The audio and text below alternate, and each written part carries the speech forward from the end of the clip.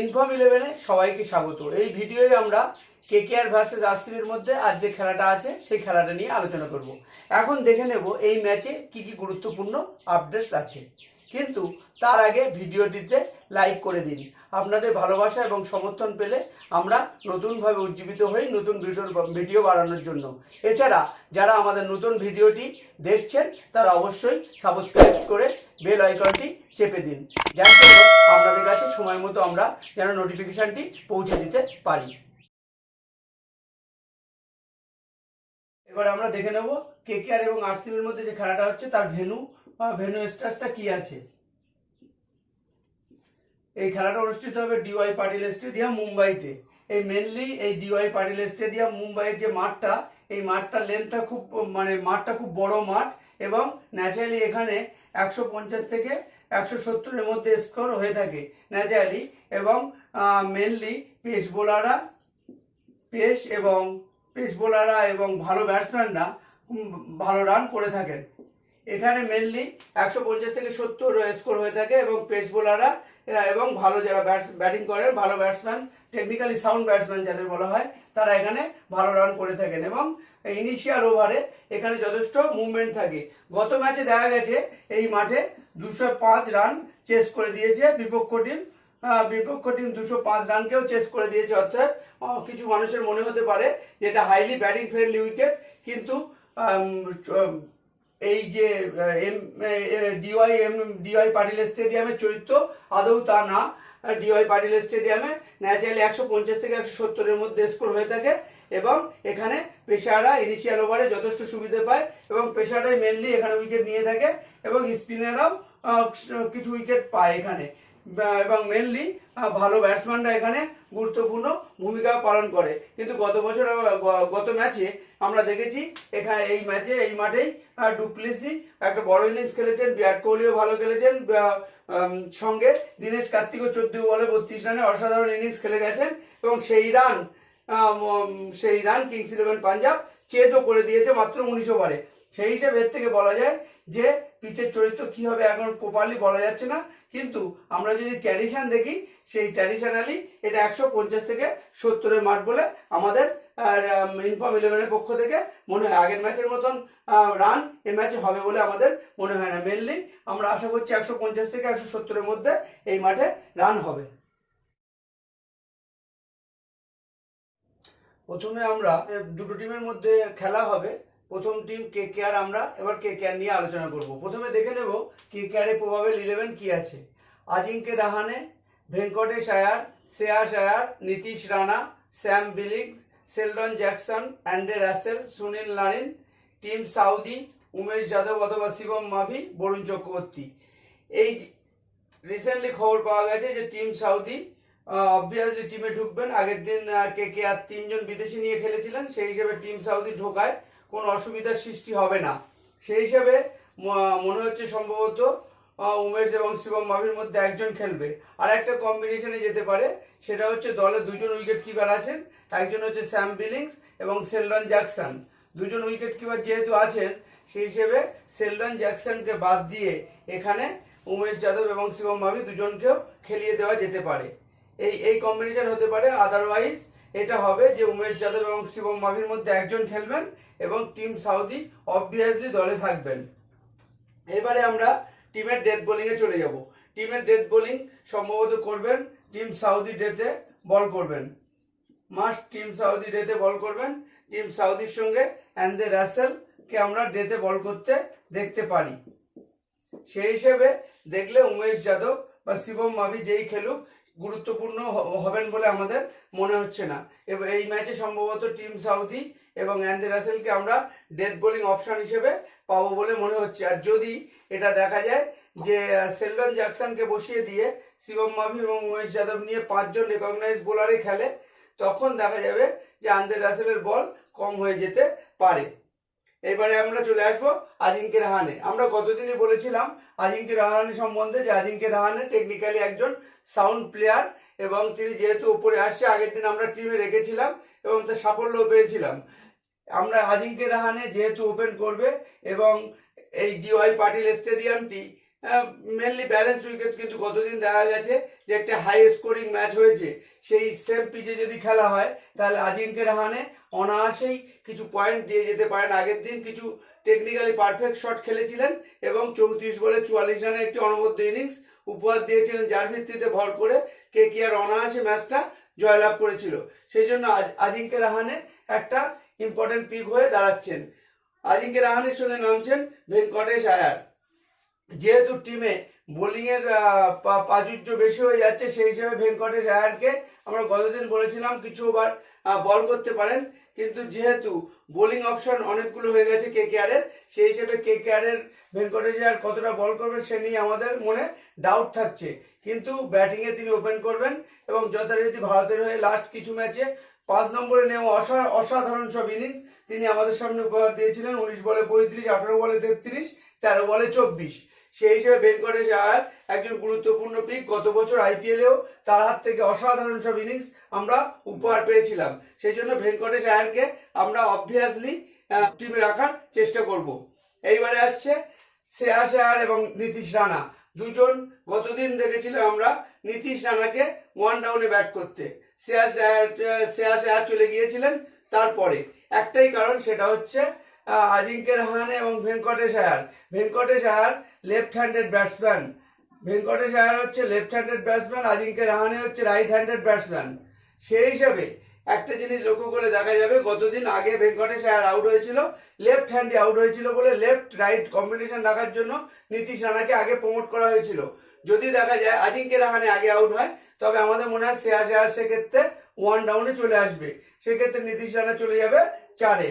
তারপরে শ্রেয়াস আয়ার, এবার শ্রেয়াস আয়ার সম্বন্ধে বলতে গেলে জানা যায় যে শ্রেয়াস আয়ার লাস্ট 3টে ইন্ডিয়ার হয়ে যে ম্যাচ খেলেছেন 3টেতেই তিনি 50 করেছেন। প্রথম ইনিংসে যদি ব্যাট হয় তাহলে শ্রেয়াস আয়ার একজন গুরুত্বপূর্ণ ক্যাপ্টেনশিপের দাবিদার হয়ে উঠবেন, কিন্তু যদি দেখা যায় দ্বিতীয় ইনিংসে বল হয় তখন শ্রেয়াস আয়ারের নামা নিয়ে একটা দ্বন্দ্ব তৈরি হচ্ছে, হয় তিনি 4-এও চলে যেতে পারেন। সেই হিসেবে শ্রেয়াস আয়ারকে দলে রাখলেও শ্রেয়াস আয়ারকে কোনো পদ দেওয়া একটু হলেও রিস্ক হয়ে দাঁড়াবে। এরপরে আসছে নীতিশ রানা। নীতিশ রানা খেলা দেখলে মনে হয় যেন পৃথিবীর সবচেয়ে বড় প্লেয়ার খেলছেন, কিন্তু তিনি অতিরিক্ত মারতে গিয়ে রাশ শট খেলে ফেলেন এবং অল্প রানে প্যাভিলিয়নে ফিরে চলে যান। কিন্তু যদি তিনি 25 থেকে 30টা বল খেলে যান তাহলে তার কাজ তিনি করে যেতে পারেন। সেই হিসেবে যেহেতু 4 নম্বরে নীতিশ রানা নামছেন, সেই জন্য নীতিশ রানা একজন গুরুত্বপূর্ণ পিক হয়ে উঠতে পারে। এইবারে আরেকটা জায়গায় দ্বন্দ্ব তৈরি হচ্ছে, সেটা হচ্ছে স্যাম বিলিংস। স্যাম বিলিংস 5-এ আসছেন, কিন্তু যদি কেকেআর প্রথমে ব্যাট করে এবং ওপরে 3জন কিংবা 4জন ব্যাটসম্যান যদি কিছু খেলে যান, তাহলে অবভিয়াসলি অ্যান্ডে রাসেলকে স্যাম বিলিংসের আগে প্রমোট করা হবে বলে আমাদের মনে হয়। কারণ অ্যান্ডে রাসেল হচ্ছে বিস্ফোরক ব্যাটসম্যান। যদি দেখা যায় 13-14 বার পর্যন্ত নীতিশ রানা পর্যন্ত খেলে গেল, তাহলে অ্যান্ডে রাসেল প্রমোট হয়ে যেতে পারেন। সেই হিসেবে স্যাম বিলিংসকে আমরা অত গুরুত্ব দিচ্ছি না। এরপরে আসছেন শেলডন জ্যাকসন।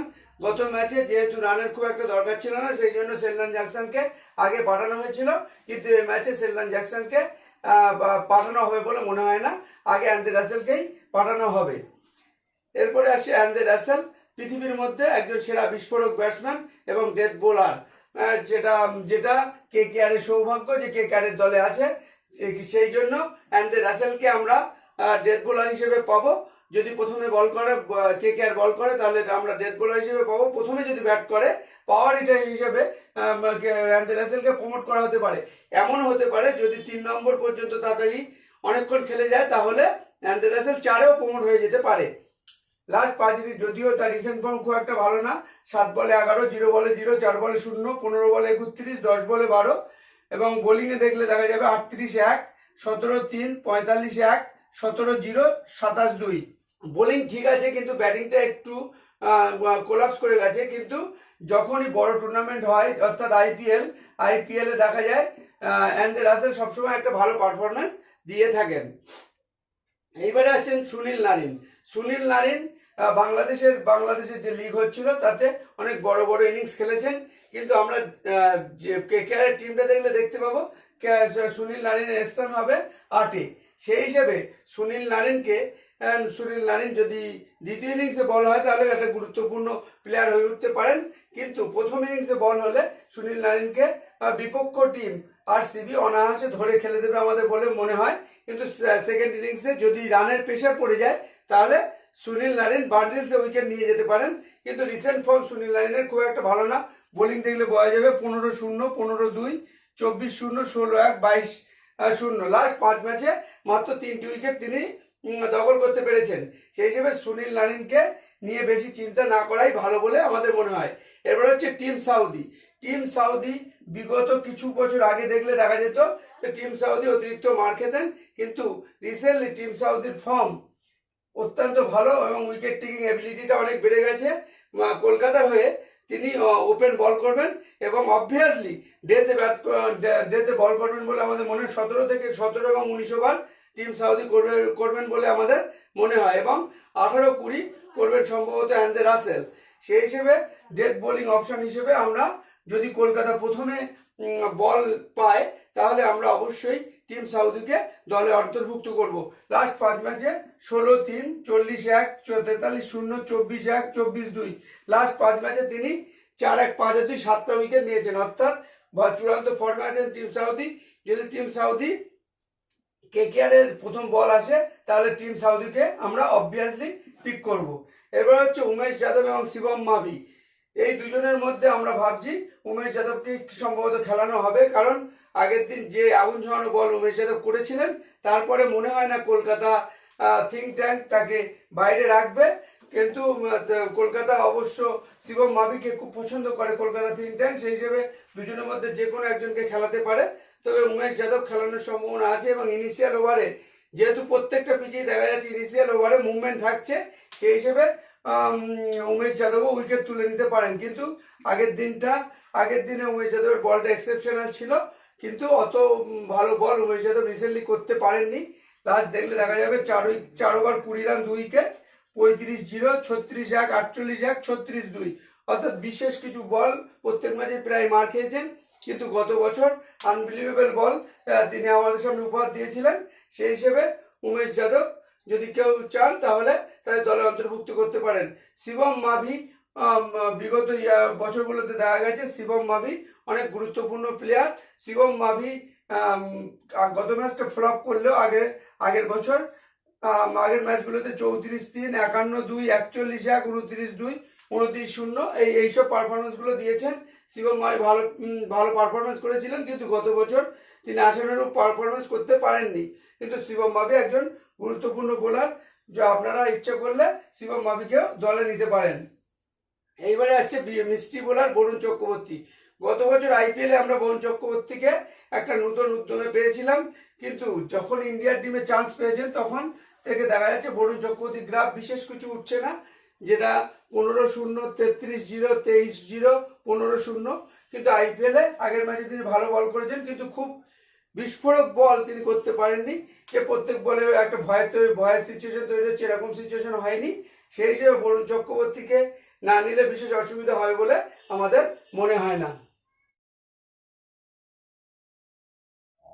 এবারে আমরা আজকের যে দ্বিতীয় টিম আরসিবি নিয়ে আলোচনা করব। আর এবারে আমরা দেখে নেব প্রবাবেল 11 কি আছে।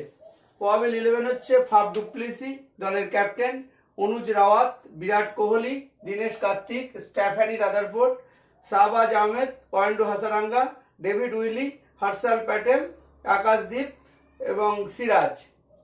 আকাশদীপের জায়গায় চামা মিলিনকেও খেলানো যেতে পারে, কারণ ডোমেস্টিক সার্কিটে প্রচুর উইকেট নিয়েছিলেন। সেই হিসেবে চামা মিলিনকেও দল যদি মনে করে খেলানো যেতে পারে। তবে আমাদের মনে হয় আকাশদীপই খেলবে, একটা ম্যাচের পরে তাকে বসিয়ে দেওয়া হয় বলে আমাদের মনে হয় না। এইবারে আমরা যাব ডেথ বোলিং।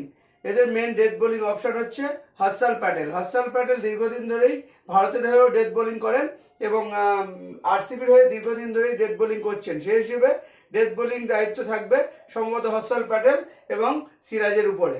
এই দুজন ডেথ বোলিং করবেন বলে আমরা মনে করছি। এছাড়া আর যে মেন বোলারগুলো আছে হাসারাঙ্গা, ডেভিড উইলি, আর আকাশদীপ, সিরাজ এবং হর্ষাল প্যাটেল, এই মেন 5 জন বোলার। এবং যদি এদের মধ্যে কেউ মার খেয়ে যান তাহলে 2-1 ওভার শাহবাজ আহমেদকে দিয়ে করানো যেতে পারে। এবার আসবো আমরা ব্যাটিংয়ে। ব্যাটিংয়ে সবার আগে হচ্ছে Faf du Plessis. Faf du Plessis actually run machine হিসেবে পরিচিত, কিন্তু রিসেন্টলি তার ব্যাটিং ফর্ম একটু খারাপ যাচ্ছে। কিন্তু তিনি আগের দিন অসাধারণ একটি ইনিংস তিনি খেলেছিলেন, 57 বলে 88। কিন্তু যারা খেলাটা দেখেছেন তারা দেখবেন যে প্রথম দিকে ডুপ্লেসিকে খুব নড়বড়ে লেগেছিল, কিন্তু পরবর্তীতে তিনি সেট হয়ে যাওয়ার পরে অসাধারণ সব ছয়ের মধ্যে দিয়ে নিজের রানকে 88 রানে পৌঁছে দিয়েছিলেন। এরপরে আসছে অনুজ রাওয়াত। অনুজ রাওয়াত ডোমেস্টিক সার্কিটে খুব ভালো খেলে এসছেন এবং রিসেন্টলি আরসিবির হয়ে ওপেন করছে, প্র্যাকটিস ম্যাচেও ভালো রান করেছেন। কিন্তু আগের দিনের ব্যাটিং থেকে আমরা যেটা দেখেছি, তার ব্যাটিং মেনলি কিছুটা হলে হিট আর মিস টাইপ প্লেয়ার, বড় শট খেলার জন্য সবসময় ব্যস্ত হয়ে থাকেন, সেই জন্য তাকে টিমে না নিলে বিশেষ অসুবিধা হবে বলে আমাদের মনে হয় না। এরপরে আসছে India run machine Virat Kohli. Virat Kohli recently রানটা 40 থেকে 50-এর মধ্যে রান করছেন, হয়তো খুব বড় ইনিংস 70-80 করতে পারছেন না, কিন্তু তার অ্যানালিসিস দেখলে আমরা দেখতে পাবো বিরাট কোহলি প্রত্যেক ম্যাচেই মোটামুটি একটা অ্যাভারেজ রান করছে। সেই হিসেবে বিরাট কোহলিকে আমরা দলের অন্তর্ভুক্ত করব। লাস্ট 5 ম্যাচে রান দেখলে দেখা যাবে 29 বলে 41, একটা শূন্য আছে, 17, 52, 45, মোটামুটি অ্যাভারেজই ভালো রান করে যাচ্ছেন। এরপরে আসছে কলকাতার প্রাক্তন উইকেট কিপার, এবছর আরসিবির হয়ে খেলছেন দীনেশ কার্তিক। দীনেশ কার্তিককে আমরা গতদিন যে বিস্ফোরক ইনিংস খেলতে দেখেছি, অ্যাকচুয়ালি দীনেশ কার্তিককে কলকাতার হয়ে অনেক নিচে ডিমোট করা হতো, সেই হিসেবে কার্তিকের রান করার স্কোপটাই অনেকটা কম ছিল। কিন্তু যেহেতু আরসিবি দীনেশ কার্তিককে 4-এ ব্যবহার করছে, সেই হিসেবে দীনেশ কার্তিক দলের একজন গুরুত্বপূর্ণ অংশ হয়ে দাঁড়াতে পারবেন বলে আমাদের মনে হয়, এবং উইকেট কিপার অপশনে মাস্ট পিক হিসেবে তাকে আমরা দলে রাখবো। এরপরে হচ্ছে স্টেফেনি রাদারফোর্ড। স্টেফেনি রাদারফোর্ড একসময় ওয়েস্ট ইন্ডিজের একজন তারকা ইনফর্ম পাওয়ার হিটিং ব্যাটসম্যান হিসেবে পরিগণিত ছিলেন, কিন্তু রিসেন্ট ফর্ম দেখলে পাওয়া যাবে যে রিসেন্ট ফর্ম খুবই খারাপ, 16, 0, 11, 21, 2। কিন্তু প্রথম ইনিংসে যদি ব্যাট হয় তাহলে স্টেফেনি রাদারফোর্ডকে খেলানো যেতে পারে, কিন্তু স্টেফেনি রাদারফোর্ড রিসেন্টলি ফর্ম খুব খারাপ, এবং ইনফর্ম 11 মেনলি টিম তৈরি করে রিসেন্ট ফর্মের ভিত্তিতে। সেই হিসেবে স্টেফেনি রাদারফোর্ডকে আমরা দলে অন্তর্ভুক্ত করব বলে মনে হয় না। এরপরে আছে শাহবাজ আহমেদ। শাহবাজ আহমেদ হচ্ছে হার্ড হিটিং ব্যাটসম্যান এবং পার্ট টাইম বোলার, সেই হিসেবে শাহবাজ আহমেদকে যেহেতু 6-এ আসবে অনেক পিছনে, সেই হিসেবে শাহবাজ আহমেদকে আমরা কোনো দলে অন্তর্ভুক্ত করব না। এবার হচ্ছে ওয়ান্ডু হাসারাঙ্গা, বিশ্বের একজন মিষ্টি বোলার। তিনি ব্যাট এবং বলে দুদিকেই সিদ্ধহস্ত।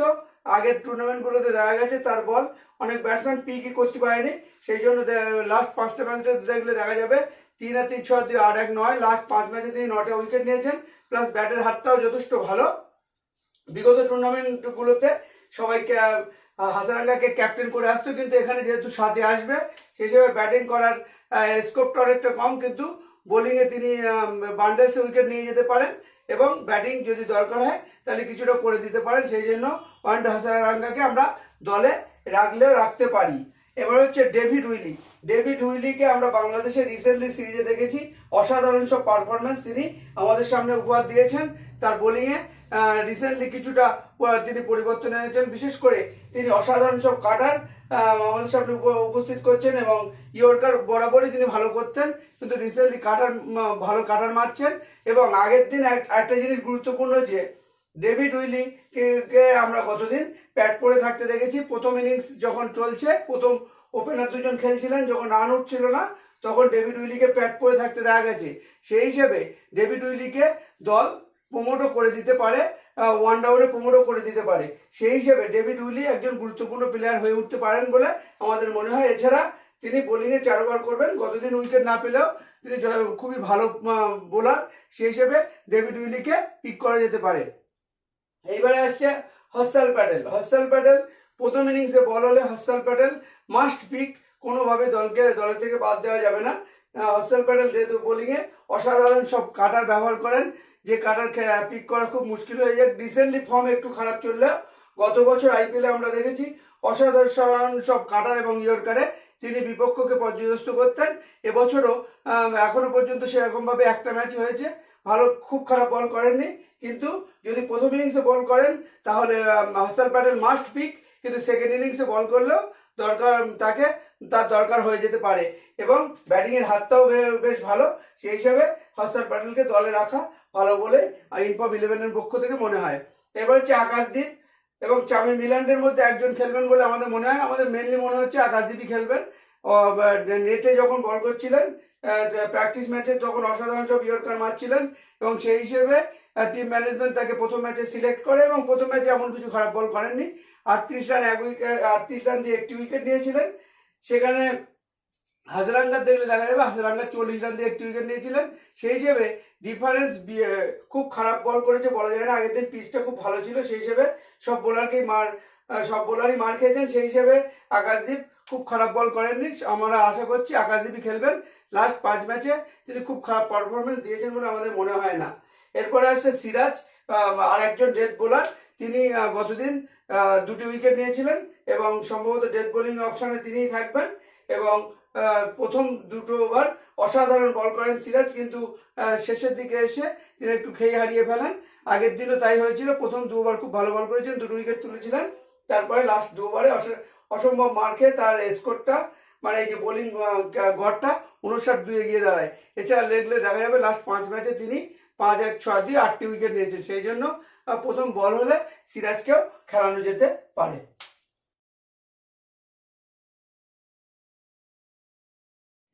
এবারে আমরা মেন টিমে চলে যাব। তার আগে একটা গুরুত্বপূর্ণ কথা বলে রাখি, যে কথাটা না বললেই না, সেটা হচ্ছে ক্রিকেট একটা অনিশ্চয়তার খেলা। এই খেলায় যে কোনো রেজাল্ট যে কোনো সময় ঘটতে পারে। কিন্তু আমরা যে কেকেআর ভার্সেস আরসিবির যে প্লেয়ার অ্যানালিসিস করলাম, সেটা যদি ভালো করে আপনারা নিজেদের মতন করে টিম তৈরি করেন, সেটাই বেশি ভালো হবে বলে মনে হয় আমাদের। এবং আমরা একটা ফাইনাল টিম আপনাদের সামনে উপস্থাপন করব, এবং খেলা শুরু হওয়ার কিছুক্ষণ আগেও আমরা একটা টিম দেব।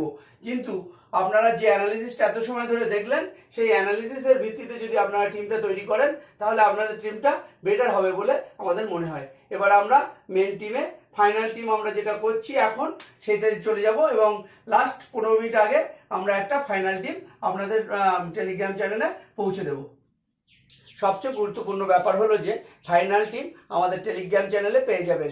এর জন্য সবচেয়ে সঠিক পদ্ধতিটি হলো এই ভিডিওতে প্রথম কমেন্টে গিয়ে টেলিগ্রামে যে লিঙ্ক পাওয়া যাবে তার উপর ক্লিক করে ডাইরেক্ট টেলিগ্রামে যুক্ত হতে পারবেন। এবার আমরা ফাইনাল টিমে চলে যাব। উইকেট কিপারে অপশন আছেন দীনেশ কার্তিক, অনুজ রাওয়াত, স্যাম বিলিংস। এবারে আমরা কিভাবে চয়েস করব? স্যাম বিলিংস যেহেতু 5-এ আসছেন এবং যদি কেকেআর এর প্রথম হয়, দেখা যেতে পারে যে রাসেল বিলিংসের আগে প্রমোট হচ্ছেন। সেই হিসেবে স্যাম বিলিংস অত গুরুত্বপূর্ণ অংশ হবে বলে আমাদের মনে হচ্ছে না। সেই হিসেবে আমরা স্যাম বিলিংসকে আমাদের দলে অন্তর্ভুক্ত করছি না। এবারে আসছে অনুজ রাওয়াতের খেলা থেকে যেটা মনে হয়েছে, mainly basically hit or miss type player, প্রত্যেক বলে চালাতে যান। সেই হিসেবে অনুজ রাওয়াতকে আমরা প্রেফার করতে গেলে আমাদের অন্য অনেক ভালো ব্যাটসম্যান বা ভালো বোলার বা ভালো অলরাউন্ডার নেওয়া অসুবিধা হয়ে যাবে। সেই জন্য আমরা অনুজ রাওয়াতকে রাখছি না। এবার আসছে দীনেশ কার্তিক যেহেতু 4 নম্বরে প্রমোট হচ্ছেন, এবং দীনেশ কার্তিক মানে উইকেট কিপিং দায়িত্ব আরসিবির হয়ে পালন করছেন। সেই হিসেবে দীনেশ কার্তিককে আমরা মাস্ট পিক করছি। এবার আসছে ব্যাটসম্যানে ডুপ্লেসিস, বিরাট কোহলি, শ্রেয়াস আয়ার, এই 3 জনকে আমরা মাস্ট রাখবো। কারণ ডুপ্লেসিস ওপেন করছেন, বিরাট কোহলি 1 ডাউন, শ্রেয়াস আয়ার 1 ডাউন বা 2 ডাউন এবং চূড়ান্ত ফর্মে রয়েছেন। সেই হিসেবে এই 3 জনকে আমরা অবভিয়াসলি পিক করব। এবং যেহেতু আজিঙ্কে রাহানের ব্যাট দেখে আগের দিন মনে হয়েছে স্টেট ব্যাটে খেলছেন, ভালো ব্যাট করতে পারেন, সেই হিসেবে আমরা আজিঙ্কে রাহানেকেও দলে রাখবো। এছাড়া রয়েছেন রাদারফোর্ড আর নীতিশ রানা। রাদারফোর্ডকে আমরা টিমে রাখবো না, কারণ রিসেন্ট ফর্ম খুবই রাদারফোর্ডের খারাপ, এবং যেহেতু 4-এর আগে ব্যাট করার তার কোনো সম্ভাবনা নেই, সেই হিসেবে আমরা রাদারফোর্ডকে টিমে রাখছি না। এবার আসছে নীতিশ রানাও একজন গুরুত্বপূর্ণ প্লেয়ার। যদি কেকেআর এর প্রথম ব্যাট হয়, তাহলে অবভিয়াসলি আমরা নীতিশ রানাকে রাখবো। যদি সেকেন্ড ব্যাট হয় তাহলেও রাখতে পারি, কিন্তু নীতিশ রানাকে মাস্ট পিক বলছি না, কিন্তু দলে নিলেও নিতে পারি। এবারে আসছে বীরেস্বামী আয়ার, ওপেন করবেন এবং দলের গুরুত্বপূর্ণ প্লেয়ার, সেই হিসেবে বীরেস্বামী আয়ারকে আমরা মাস্ট দলে রাখবো। রাসেল প্রথমে যদি বল হয় তাহলে ডেথ বোলিং করবেন, এবং প্রথমে যদি ব্যাট হয় তাহলে যখন তখন প্রমোট হতে পারেন। এবং বল মাস্ট করবেন, সেই হিসেবে রাসেলকে আমরা দলে মাস্ট অন্তর্ভুক্ত করব। এবার আসছে নারিন যেহেতু যদি প্রথম ইনিংসে বল হয় তাহলে নারিনের বল বিপক্ষ টিম ধরে খেলে দেবে, সেই হিসাবে এবং ব্যাট যেহেতু 8 করছেন সেই হিসেবে আমরা নারিনকে কোনোভাবেই রাখবো না। কিন্তু যদি দ্বিতীয় ইনিংসে বল হয় তাহলে যদি কলকাতা বড় রান করে নারিনকে মারতে গিয়ে 9 উইকেট পাওয়ার সম্ভাবনা থাকতে পারে। তাই দ্বিতীয় ইনিংসে যদি কেকেআরের বল হয় তাহলে নারিনকে আমরা দলে নিলেও নিতে পারি। হাসারাঙ্গা যেহেতু ব্যাট এবং বোলিং দুটো দিকে সিদ্ধহস্ত, সেই হিসাবে হাসারাঙ্গাকে আমরা টিমে অন্তর্ভুক্ত করব। এবার হচ্ছে বোলিং, যদি প্রথম ইনিংসে কেকেআরের বল হয় তাহলে সাউদি মাস্ট পিক, যদি দ্বিতীয় ইনিংসে বল হয় তাহলেও সাউদিকে রাখবো, কারণ সাউদি একজন দলের গুরুত্বপূর্ণ বোলার এবং উইকেট টেকিং বোলার, সেই হিসেবে সাউদিকে বোলিং সেকশনে আমরা, যদিও আজকে খুব কম সিলেকশন থাকবে তবু আমরা সাউদিকে আমরা টিমে রাখবো। এবং আর একজন বোলার হর্ষাল প্যাটেল যদি আরসিবির প্রথমে বলা হয় তাহলে Harshal Patel must pick. Second ইনিংসেও হর্ষাল প্যাটেল তেহালকা মাচিয়ে দিতে পারেন বলে আমাদের মনে হয়। এছাড়া উমেশ গতদিন ভালো বল করলেও আমরা উমেশকে দলে অন্তর্ভুক্ত করতে পারছি না। সিরাজের রিসেন্ট ফর্ম খুব ভালো নয়, সিরাজকে আমরা দলে নিতে পারছি না। বরুণ চক্রবর্তী রিসেন্ট ফর্ম খুব একটা ভালো না, সেই জন্য আমরা বরুণ চক্রবর্তীকেও দলে রাখছি না। শুধু একটাই ভাবনার জায়গা আছে, সেটা হচ্ছে ডেভিড উইলি প্রথমে যদি আরসিবির ব্যাট হয় তখন ডেভিড উইলিকে আমরা খেলাতে পারি, কারণ ডেভিড উইলি আমাদের মনে হচ্ছে ডেভিড উইলিকে প্রমোট করা হলেও হতে পারে, সেই হিসেবে আমরা ডেভিড উইলিকে নিয়ে একটু চিন্তার মধ্যে থাকলাম। সেই জন্য ডেভিড উইলিকে আমরা দলে অন্তর্ভুক্ত করলেও করতে পারি। যদি এইগুলো সব ঠিকঠাক চলে তাহলে আমরা উইলিকে বাদ দিয়ে টিম সাজাবো। আর যদি দেখি ওরা প্রথম ব্যাট করছে তখন নীতিশ রানার জায়গায় আমরা উইলিকে প্রেফার করলেও করতে পারি, বা হাসারাঙ্গার জায়গায় আমরা উইলিকে প্রেফার করলেও করতে পারি।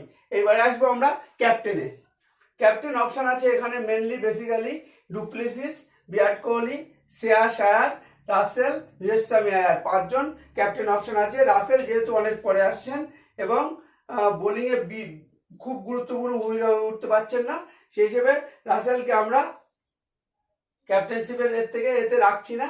এবারে আসে বীরেস্বামী আয়ার, যেহেতু ওপেন করছেন এবং চূড়ান্ত ফর্মে রয়েছেন, বীরেস্বামী আয়ারকেও ক্যাপ্টেন করা যেতে পারে, অথবা ডুপ্লেসিসকেও ক্যাপ্টেন করা যেতে পারে। এবার যদি প্রথমে ব্যাট হয় তাহলে শ্রেয়াস আয়ারকেও ক্যাপ্টেন করা যেতে পারে। এই 3 আমরা ক্যাপ্টেন অপশন রাখছি। এই 3 জনের মধ্যেই আমরা ক্যাপ্টেন ভাইস ক্যাপ্টেন নির্ধারণ করবো। ডুপ্লেসিস, শ্রেয়াস আয়ার এবং বীরেস্বামী আয়ার, 3 জনের মধ্যে থেকেই আমরা ক্যাপ্টেন ভাইস ক্যাপ্টেন নির্বাচন করব। আর একজন ক্যাপ্টেন অপশন আছে বিরাট কোহলি, কিন্তু রিসেন্টলি তার ফর্ম খুব ভালোর দিকে নেই, 40 থেকে 45-এর মধ্যে রান করছেন, তার বেশি খুব বড় ইনিংস খেলার ক্ষমতা বিরাটের মধ্যে বর্তমানে দেখা যাচ্ছে না, সেই জন্য বিরাট কোহলিকে আমরা খুব বেশি হলে ভাইস ক্যাপ্টেন অপশনে রাখতে পারি। কিন্তু ডুপ্লেসিস, শ্রেয়াস আয়ার, বীরেস্বামী আয়ারের মধ্যে আমরা ক্যাপ্টেনশিপটা দেব। মেনলি আমাদের চয়েস বীরেস্বামী আয়ার ক্যাপ্টেন করার দিকে আমরা যেতে পারি।